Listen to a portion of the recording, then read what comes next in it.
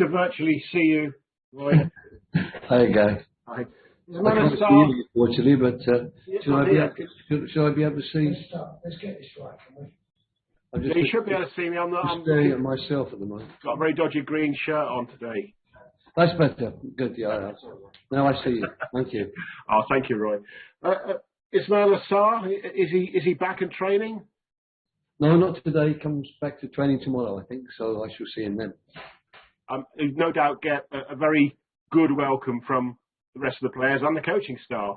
Oh, absolutely, and many congratulations to him. It was a fantastic achievement for Senegal to win the African Cup of Nations, and I'm sure he'll still be having a very warm glow in the aftermath of that victory. I guess it's tough for you to say until you see him, but obviously he's had an emotional, tiring time. He was off for a long time with injury. Do you think he'll be available for Saturday? I can't say. I mean, I haven't met him even yet, to be honest. So, you know, the first thing will be to meet him and to speak to him and welcome him back to the fold and to congratulate him. And then the second thing will be, you know, to have an assessment alongside him as to where he is and how he's feeling. I know that he'll want to play though, won't he? He'll want to help you in your battle, especially given that the high that he must be on at the moment. Well, you always hope that the players who are signed by the club and contracted to the club are anxious to do what the rest of us also are anxious to do. So I don't think I'll have any reason to doubt his commitment. And if you decide for one reason or another that he's not quite ready to start, would that bring Samuel Kalou into your thoughts for a starting place?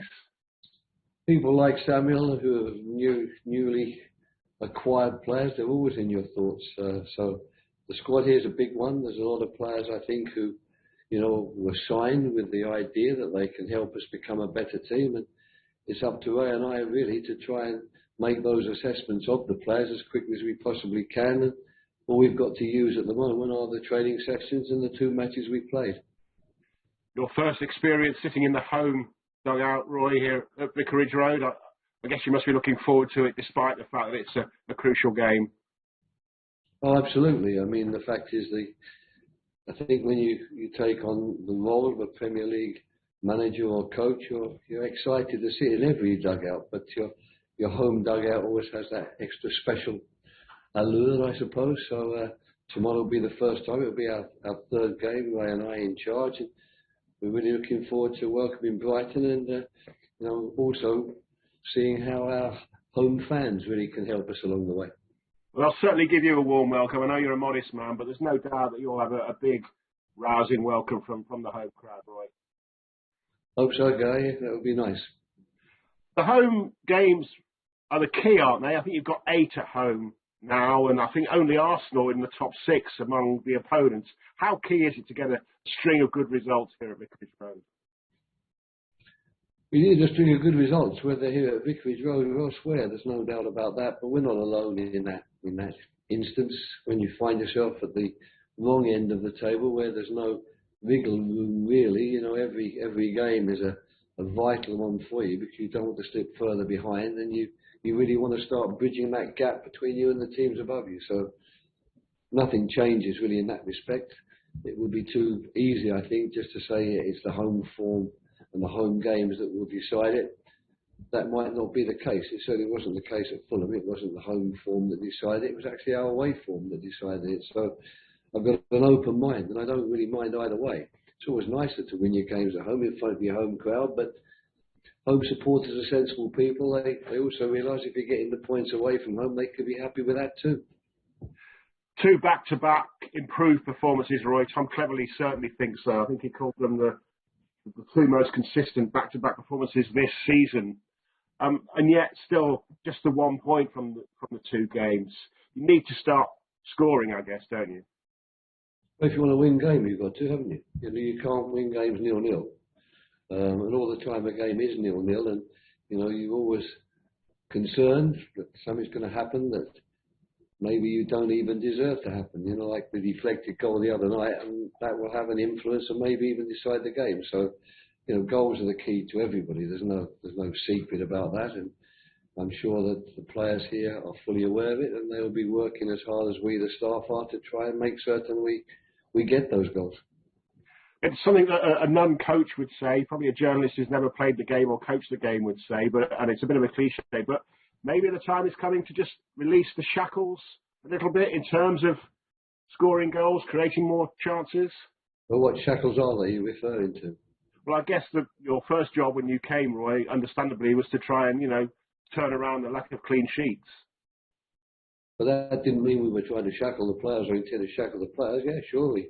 We've done some work on our defending, but at the same time, we've done work on our attacking play as well. So I'm not aware that there's any desire from either myself or any of the players to be shackled or to shackle them so they can feel as free to be as unshackled as they like. I'm quite happy with that. I told you it was an uncoach's question. Yes, it was, yeah. I don't know whether you know, but this will be your 150th Premier League game in charge since you were 65. Don't want to go on about age, you're as young as you feel, but only Sir Alex and Sir Bobby have had more. So good company. Yeah, that's right, yeah. Since 65. Yeah, maybe there was a few before that, but I think it's well over 350 in total, so I'm trying to work out where the other 200 were. But yeah, I don't know. I mean, age is a number, as everybody knows. It's really a question of how you feel. And I definitely don't involve myself in such statistical analysis. But if ever I get mentioned in the same breath as Sir Alex Ferguson, Sir Roy Hodgson, it's a nice moment, a proud moment. I'm proud to be able to call both of them friends and people, of course, whom I admire and respect enormously. So just to be mentioned in the same breath is a very nice feeling. And just getting towards the end, and finally, speaking about sirs and knights, you did say you would hope to have the chance to speak to Sir Elton. I think you said this last week. Have you had a chance to speak to him? Yes, I have. It was another privilege. He called me before the game against Burnley, to wish us luck and to welcome me to the club. So that was another good moment, if you like, in my life, and another story I can tell over dinner tables in the future. And he's not just a figurehead here, Roy. I'm sure you gathered in that conversation. He knows his stuff. He knows all about Watford. Oh, yeah, he knows about football as well. And Ray Lewington has enormous respect and time for him. And in fact, one of the first things he said during the conversation was to ask about Ray and ask how he was doing. So he takes a keen interest in his club, his players, his staff, and most importantly of all, he's a football man. He loves football. Particularly, he loves Watford playing football. And we're very lucky to have him. Roy, great speech here virtually. Thank you very much. Okay, Gary. Hi, Roy. How are you? Alex Aljo from Premier League Productions. Alex. As mentioned earlier, it was a disappointing result on Tuesday, but are there positives you can take from that performance going into Saturday's game? Well, I suppose in most games, if you're really desperate, you can find a positive or two. But the fact is, it is a question of points rather than what's the word? I don't want to say performances, but the way the team is looking is to some extent nowhere near as important as the results you are getting in the games, and we really need results more than anything. So even if the team plays quite well and you perhaps don't have a reason to be particularly disappointed or upset with the way the team has played, if you haven't got a result from the game, especially if you think maybe you deserve that result, it's a tough moment. Brighton having a good season up in the top half of the table. How much have they impressed you, and how much credit has to go to their manager, to Graham Potter? I think an enormous amount of credit goes to the manager, Graham Potter. I think he's outstandingly good. But I think a lot of credit also goes to Dan Ashworth and the owner of the club for identifying Graham Potter and then identifying the type of football that they would like to play under Graham, and obviously the football Graham wants to play, and having so much success with it. So it's a marriage made in heaven, obviously.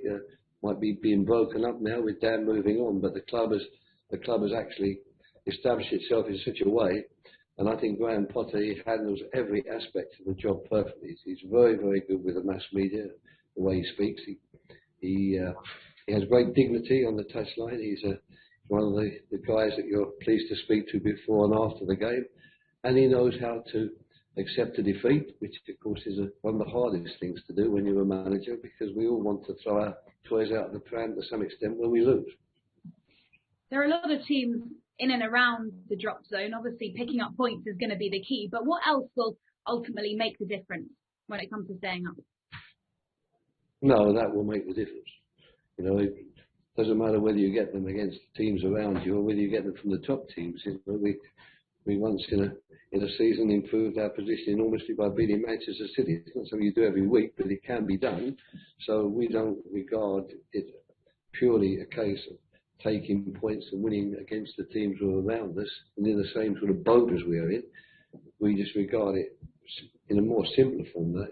How are we going to get the number of points necessary? Where are they going to come from? And when they don't come in a game, we analyse why, analyse what we could have done better, and then prepare for the next game. I'm afraid I can't make it more complicated than that. You've only been in the job for a couple of weeks, but have you seen enough positive signs in training to believe that you can stay up? Is there enough in that Watford squad? I think the games will tell me that. If you ask me after the two games, have I been positively impressed by the type of performances and the way the players have gone about their work and trying to do their jobs, I suppose I would say, yeah, you know, I've got no reason to be anything other than very satisfied. But that's where the proof of the pudding is going to be when we get onto that field on a Saturday, Sunday, Wednesday and play against the rival. That's when we need to be at our best and the players need to be doing what is required really of them to produce a good team performance. And then one has to believe in the long run that the more good team performances you produce, the more points you will get at the end of the day. Thanks, Roy. Good luck. Thank you. Thanks, Alex. Hi Roy, how are you? Ian, I'm well, thank you. And you? I'm very well, thank you. Can I ask you what it's like? You're a manager of great experience. This is your first home game at Vicarage Road. You'd have been to Vicarage Road many times before as the away manager. You'll know how vociferous the home crowd is. So when you've been there as an away manager and suffered maybe, you know, the crowd being against you, how do you go into a home game on the first time with something going into backing you? Explain how that works for you. Well, I think it's very reassuring to know that here the fans really do back their team and are behind them. And of course, if you come as an opponent, you're going to be on the wrong end, if you like, of their interest in the game, and that's how it should be. You know, you expect that as an away team. You expect the home team to get all the support, and you know your team possibly to come out on the wrong end in terms of support. I think they've got a big role to play. I think the fans. I think when you find yourself near the bottom of the table, they, like everyone here at the club, will be anxious that we survive this year. That will be their major concern, their major goal. And I think they're intelligent enough. I've got a lot of faith in the intelligence and common sense of football fans to realise that that's not going to be made easier, the task, if they don't get behind us, if they don't give us the right encouragement, if they don't even show sometimes the right degree of patience and sympathy with the guys on the field of play. Because one thing I know that the fans will not have reason to criticise here in the months to come will be the level of commitment and the level of effort the players want to put in. Now, whether they always play as well as the fans would like, whether their shots are as good as the fans would like to see, whether the defending and the tackles are as successful as the fans would like to see, I don't know, because football doesn't tell you that. We don't have a crystal ball. But I do know that they won't have any reason to criticise us in terms of our desire and our wanting to do the job. And my plea to them, I guess, then is, well, any help you can give us will be greatly appreciated. I spoke to Graham Potter, and I kind of likened his career at the start a bit with yours, managing abroad in Scandinavia, then coming back to this country, managing in the top league. He told me you were a legend in Sweden. I don't know if you knew him when he was over in Ostersund, and whether you thought when he was over in Sweden he was going to have the career that you've already glowingly talked about. Well, I left Sweden at the back end of 1989. I don't know quite how old Graham is. He's a young man, I think, so I'm pretty certain he wasn't working in Sweden. You might still have friends over there, right? I didn't know. I do know that. I first came across him, of course, when Östersund did so well in the league. I knew about that because I followed the Swedish league and the results. And then, of course, they played Arsenal, and I got a chance to see that team, see what work he'd done.